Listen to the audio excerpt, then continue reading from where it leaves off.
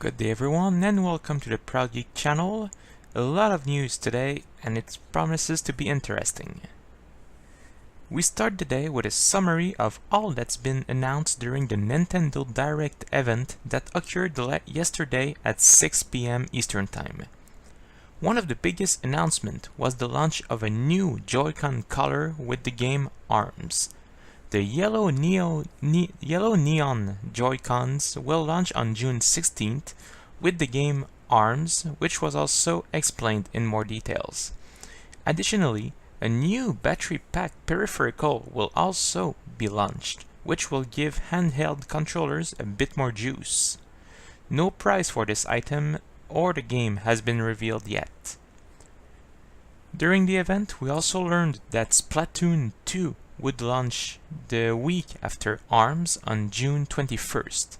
Full gameplay has been shown and a few new game modes have been introduced, including the Salmon Run.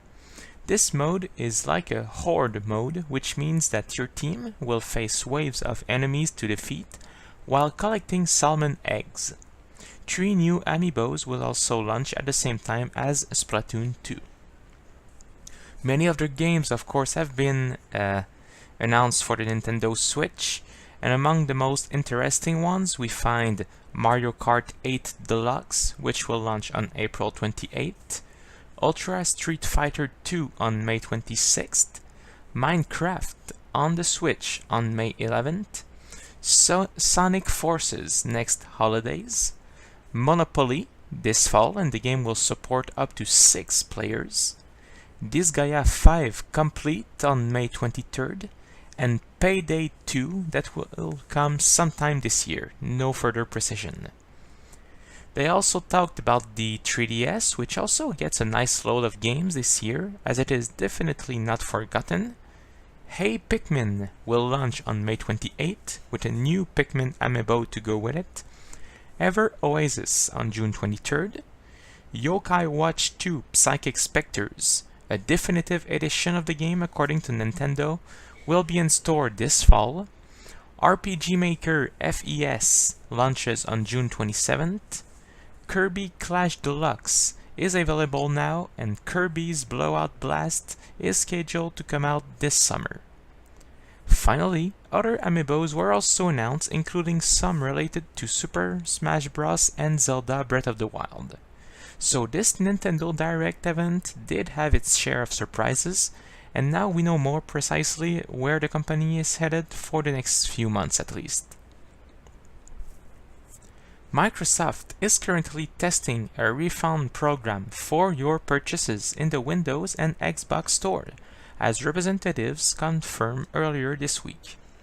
This feature is currently an alpha test in the Xbox Insiders program, and it would be self-service without needing to interact with someone to make sure everything is in order. But of course there are some rules. The game or app purchased will be eligible for refund 14 days after being purchased, and only if you've played less than 2 hours total. DLC and Seasons Pass don't apply.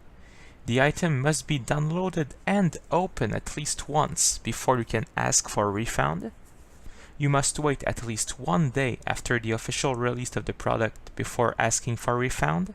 And, of course, some apps and games may not be eligible for this program, and Microsoft can revoke the decision anytime without you saying anything. This is very similar to the refund policy that Valve is using on Steam actually.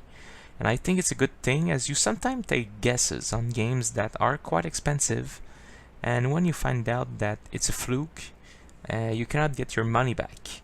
This would also make the Xbox the first console to have this kind of program, as the PlayStation Store and Nintendo eShop purchases are still definitive. We still don't know when the Microsoft Digital Refund program will launch. Namco Bandai teased us the new game yesterday. The company showed a video composed of many artworks and the phrase "Prepare to Dine," D-I-N-E. Though nothing can be sure at the moment, many think it will be something related to the Dark Souls series, as the game often used the slogan "Prepare to Die." The Japanese company told us that more detail will be revealed on April the 20th in an official press release.